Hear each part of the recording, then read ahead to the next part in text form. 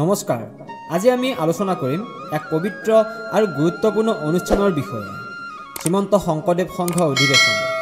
এই অধিৱেশন প্ৰতি বছৰে অনুষ্ঠিত হয় আৰু ইয়াৰ মাজেৰে শংকৰদেৱৰ আধ্যাত্মিক শিক্ষা, সংস্কৃতিৰ পৰম্পৰা আৰু সমাজৰ একতা ৰক্ষা কৰা হয়। ইয়াৰ মাধ্যমেৰে আমাৰ অসমীয়াৰ পৰিচয় আৰু সামাজিক ঐক্য এক নতুন শক্তিৰে পূৰ্ণৰূপে প্ৰতিষ্ঠিত হয়। চাওঁ আহকচোন কেনেকৈ এই অধিৱেশনে অসমৰ বিভিন্ন সমাজৰ মাজত একতা আৰু শান্তিৰ বাণী প্ৰচাৰ কৰে। অসমৰ হৃদয়ত য'ত প্ৰকৃতিৰ সুৰে জীৱন মূল্যায়ন কৰে, তাৰে এক আত্মিক আৰু সাংস্কৃতিক প্ৰতীক শ্ৰীমন্ত শংকৰদেৱ সংঘ। 1930 চনত প্ৰতিষ্ঠিত এই স্থানীয় ধৰ্মীয় সংগঠনটো অসমীয়াৰ একতা আৰু সাংস্কৃতিক ঐতিহ্যৰ এক প্ৰধান উৎসৰূপে পৰিগণিত হৈছে। ইয়াত শ্ৰীমন্ত শংকৰদেৱৰ অনুশাসনৰ পৰা আধ্যাত্মিক শক্তি আৰু একতা লাভ কৰি একশৰণ নাম ধৰ্মৰ অনুশীলনকাৰী ভক্তসকল একত্ৰিত হয়। তেওঁলোকৰ বিশ্বাস একেই, ভগৱানৰ প্ৰতিটো নামৰ পৰিসৰৰ স্বীকৃতি আৰু আত্মশান্তিৰ সন্ধান। এয়া এক নতুন দিশৰ সন্ধান। সত্ৰাধিকাৰসকল, যাৰ পৰা ভক্তবৃন্দই আধ্যাত্মিক পৰামৰ্শ আৰু প্ৰজ্ঞা লাভ কৰে। পীতাম্বৰদেৱ গোস্বামী আৰু তীৰ্থনাথ গোস্বামী যেন সুপ্ৰসিদ্ধ নেতাসকলে সংগঠনটোৰ গুৰুত্বপূৰ্ণ পৰিসৰ পৰিচালনা কৰিছিল। শ্ৰীমন্ত শংকৰদেৱৰ শিক্ষাৰে অনুপ্ৰাণিত সাহিত্যিক, শিল্পী আৰু সংস্কৃতিৰ অনুৰাগীসকলৰ বাবে এই সংঘৰ মজিয়া আলোচনাৰ আৰু সৃষ্টিৰ নতুন দিগন্ত মুকলি হয়। এয়া এক সংগঠন যাৰ পৰা পোৱা যায় আৰাধনাৰ যোগেৰে আনন্দ আৰু একতা। স্থানীয় প্ৰাথমিক কমিটিসকলে সংগঠনটোৰ কাৰ্যকলাপ পৰিচালনা কৰি গাঁওবোৰক একত্ৰিত কৰি এক পবিত্ৰ সমাজ গঢ় দিয়াত সহায় কৰে। ইয়াৰ দ্বাৰা শ্ৰীমন্ত শংকৰদেৱ সংঘই আজিও অসমৰ সঁচা সংস্কৃতি আৰু একতাৰ পৰিসৰক আগবঢ়াই লৈ যায়। পুৱাৰ পৰা নিশা পৰ্যন্ত এই মহান পৰিসৰে অসমীয়া সমাজক মূল্যায়ন, সংস্কৃতি আৰু শিক্ষা আগবঢ়াই থাকে। প্ৰতি বছৰে অসমৰ এক পবিত্ৰ অনুষ্ঠান শ্ৰীমন্ত শংকৰদেৱ সংঘ অধিৱেশন। লাখ লাখ ভক্ত ইয়াত একত্ৰিত হয়।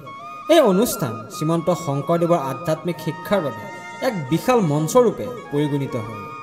ইয়াৰ উদ্দেশ্য মাত্ৰ আধ্যাত্মিক আলোচনাই নহয়, এই অধিৱেশনে অসমীয়াৰ সঁচা একতা, সংস্কৃতিৰ পৰিচয় আৰু সমাজৰ উন্নতিৰ বিষয়ে এক পৰিসৰৰ সৃষ্টি কৰে। এই বৃহৎ পৰিসৰে সংঘৰ অধিৱেশনত ধৰ্মীয় আলোচনা, সামাজিক সংস্কাৰ আৰু শিক্ষাৰ বিষয়ে চৰ্চা কৰে। সাংস্কৃতিক পৰিসৰেৰে পূৰ্ণ এই অধিৱেশন অসমীয়াৰ পৰম্পৰা আৰু সংস্কৃতিৰ এক মঞ্চৰূপে পৰিগণিত হয়। ভক্তসকলে গাঁৱৰ পৰম্পৰাগত নৃত্য আৰু সংগীতৰ জৰিয়তে এক পুৰণি সংস্কৃতিৰ সুৰ বজাই ৰাখে। এই অধিৱেশন একতাৰ ধাৰাৰে সংগঠিত হয়। একে সুৰত পৰস্পৰ সহযোগিতা, ভাতৃত্ব আৰু সামাজিক মেল মেলনেৰে অধিৱেশনখন মনোন্বিত কৰা হয়। এই অধিৱেশনে সমাজৰ শিক্ষা আৰু সংস্কাৰকো গুৰুত্ব দিয়ে।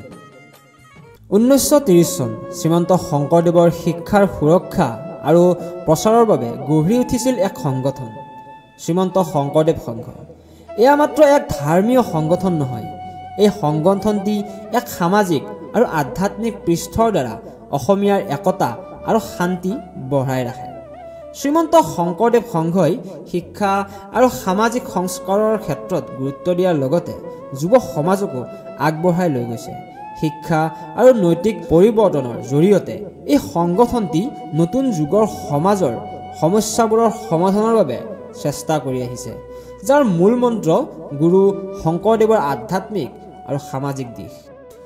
প্ৰতি বছৰে অসমত এই পবিত্ৰ আৰু মহত্বপূৰ্ণ অনুষ্ঠান অনুষ্ঠিত হয়। শ্ৰীমন্ত শংকৰদেৱ সংঘ অধিৱেশন শংকৰদেৱৰ আধ্যাত্মিক শিক্ষা আৰু সাংস্কৃতিক চিন্তা আৰু সমাজৰ পৰিৱৰ্তনকাৰী শক্তিৰ সোঁত পৰে এই অধিৱেশনত। এই অধিৱেশনটি প্ৰতি বছৰে অসমৰ বিভিন্ন স্থানত অনুষ্ঠিত হয়। এইবাৰ 94 সংখ্যক বাৰ্ষিক অধিৱেশনখন যোৰহাটত অনুষ্ঠিত হ'ব। এই অনুষ্ঠানে এক নতুন অঞ্চলৰ পৰা লোকক একত্ৰিত কৰি সমাজৰ একতা বঢ়াই তোলে।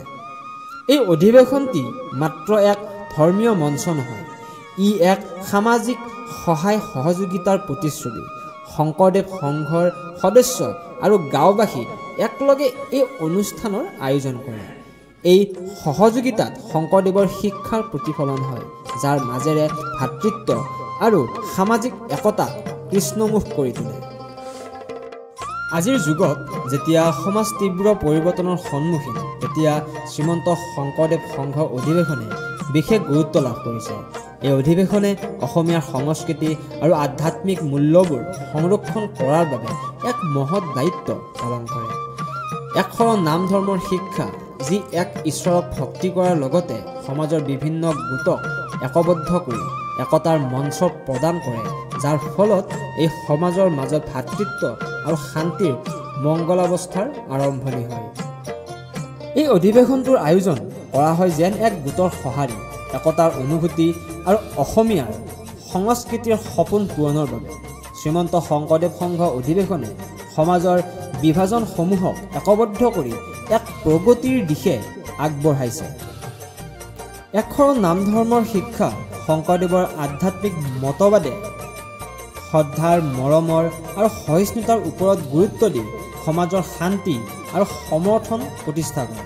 শংকৰদেৱৰ শিক্ষাই মনৰ ভিতৰত দয়া আৰু একতাৰ বীজ ৰোপণ কৰে। নামঘৰসমূহত অংশগ্ৰহণ কৰা মানে নিজৰ ঐতিহ্যৰ সৈতে একত্ৰিত হোৱাৰ এক সুযোগ। এই অধিৱেশনে সামাজিক পৰিৱৰ্তনৰ ক্ষেত্ৰত সদস্যসকলৰ নিস্বাৰ্থ সেৱা আৰু নৈতিক উন্নয়নৰ অংশগ্ৰহণৰ বাবে আহ্বান জনাই আহিছে। শংকৰদেৱৰ শিক্ষা শুধুমাত্ৰ আধ্যাত্মিক শিক্ষা নহয়, ই সমাজৰ উন্নতিৰ আৰু একতাৰ মঞ্চ। এই অধিৱেশনৰ দ্বাৰা অসমীয়াৰ সংস্কৃতিৰ সপোনক এক নতুন দিশত আগবঢ়াই লৈ যোৱা হয়। শ্ৰীমন্ত শংকৰদেৱ সংঘৰ অধিৱেশন মাত্ৰ এক ধৰ্মীয় অনুষ্ঠান নহয়, ই এক চিৰকালীন পৰিসৰে পূৰ্ণ অসমীয়াৰ একতা আৰু সমাজৰ মেলবন্ধক প্ৰতিষ্ঠিত কৰে। শ্ৰীমন্ত শংকৰদেৱ সংঘৰ অধিৱেশনে যেনেকৈ সমাজৰ একতা আৰু সাংস্কৃতিৰ সংৰক্ষণত সহায় কৰে, তেনেকৈ আমি সকলোৱে আমাৰ পৰস্পৰৰ প্ৰতি মৰম আৰু সন্মান ৰাখিব লাগে। শংকৰদেৱৰ শিক্ষাৰ পথত আগবাঢ়ি চলা আমাৰ সকলোৰে এটা আদৰ্শ সমাজ গঢ়াৰ বাবে প্ৰেৰণা যোগায়। আশা কৰোঁ আপোনালোকে ভিডিঅ'টো উপভোগ কৰিলে। যদি ভাল লাগিছে তেন্তে ভিডিঅ'টোত লাইক কৰক আৰু এই অধিৱেশনৰ লগত জড়িত আপোনাৰ যদি কিবা অভিজ্ঞতা আছে কমেণ্টত জনাবলৈ নাপাহৰিব। আমাৰ এই চেনেলটো ছাবস্ক্ৰাইব কৰক আৰু বেল আইকনটো ক্লিক কৰক আমাৰ নতুন ভিডিঅ'ৰ আপডেট পাবৰ বাবে। আগলৈ আকৌ লগ পাম, তেতিয়ালৈকে সুস্থ থাকক আৰু আনন্দত থাকক। থেংক ইউ আজিৰ বাবে।